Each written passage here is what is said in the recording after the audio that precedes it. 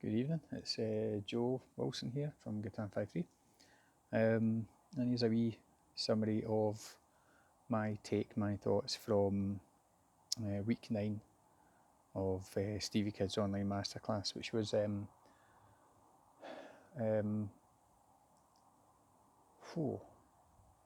seem to do that every single time I do one of these. The first thing I do is, this one was, I think I described it as a game of two halves for me. First half, some common themes that I go through every single week, and one of the things that keeps getting talked about is sort of frequencies. And I must admit, I don't entirely understand what we're talking by alpha and beta, even though it's been talked about and explained. You think, right, but what does that actually mean?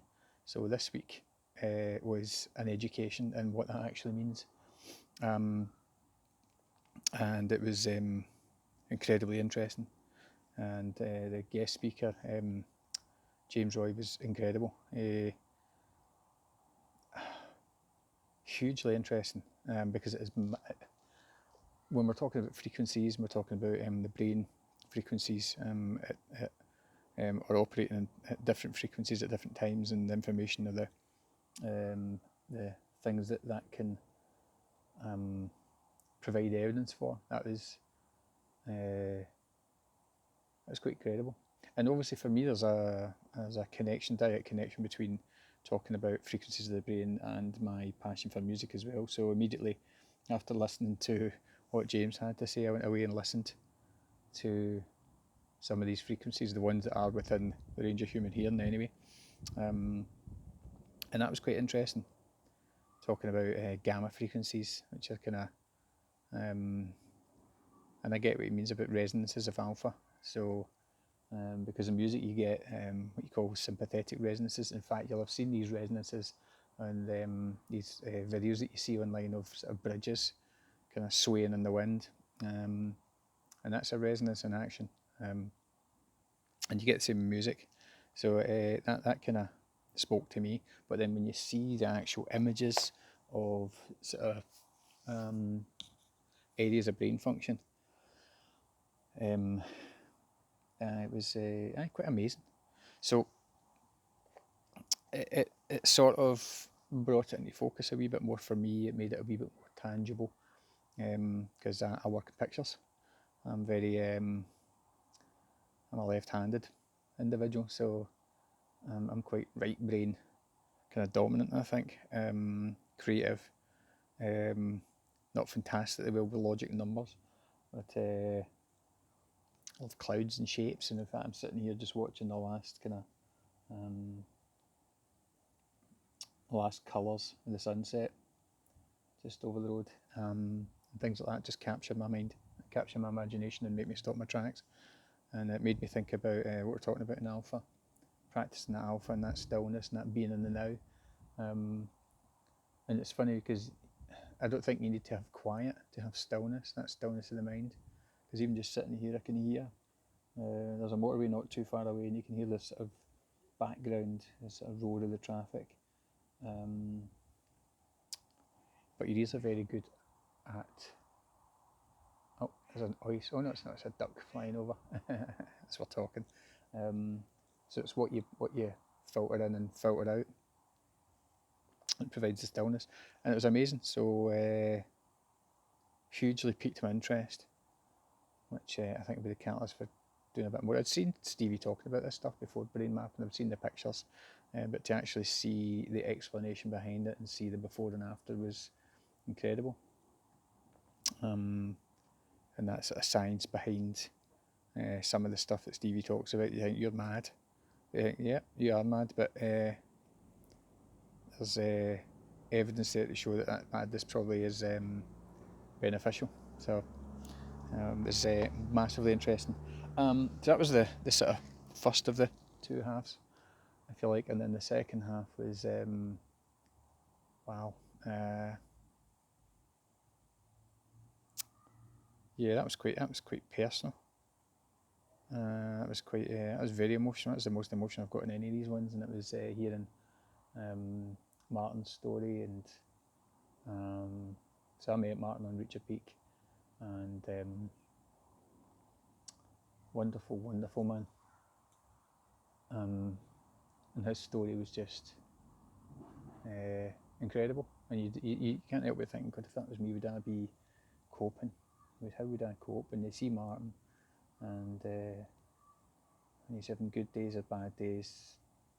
He's always going to. He'll probably stop whatever he's doing and give you a hand if you need help. That's Marty. And my life is definitely richer for having him in it. And seeing that story was amazing. And seeing reliving, back in that moment, that was Stevie described the moment of sharing for the people that were on the call, know what I'm talking about. For the people that were on the session, the masterclass session, they'll know what I'm talking about when they're talking about that moment with the stone, and that was just that is still my the most beautiful and the most memorable single moment in that whole event.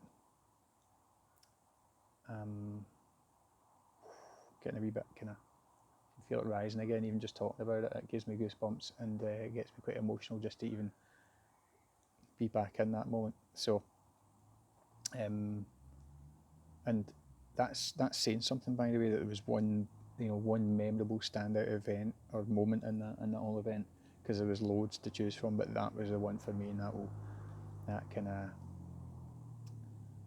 I'm just getting a wee shiver up the spine talking about it. Actually, it was something special, and it was nice to relive that, and it was nice to see that reach a peak video at the end, and remember what we've all achieved, and if we can do it, other people can do it.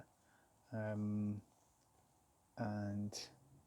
God, there was tons of messages in that one, but that was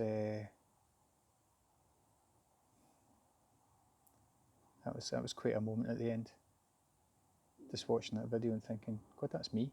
I did that, and who was I before? It's hard to kind of go back and see that person before, because so many things have changed since then. And I think the alpha stuff,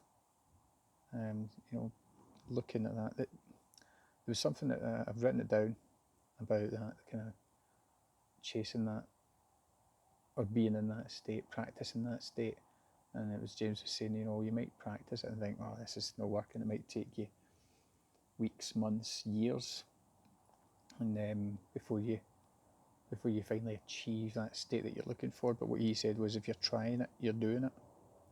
I think that's really good, actually, because you don't really know what you're meant to feel. You think, oh, do I feel calm? Do I feel in charge of my emotional state? But just by the sheer act of attempting that, you're already ahead of the curve than if you weren't. So that's something that I'm going to keep in mind. Instead of this, I'd like to try meditation. I just like to still my mind. And I do that a lot through just sitting and watching my surroundings.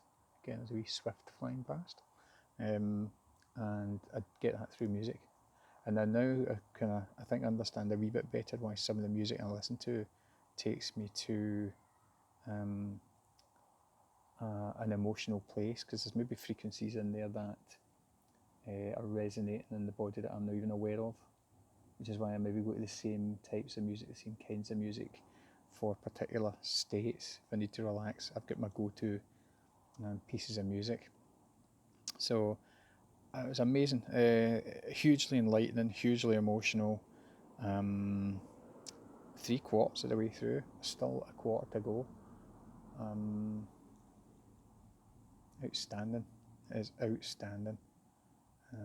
Stevie's built something, and he's still building it. That is, unique's easy way to describe it, but it is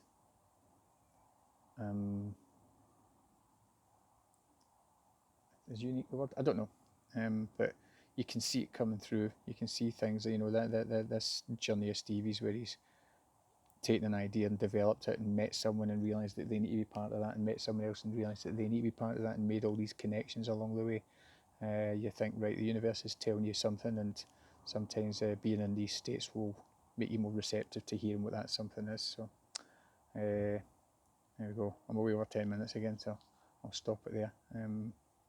Have a good night, and if you've not been on the workshops yet, get yourself on for the last couple of weeks, because there's going to be something in there that will resonate, definitely. Thank you.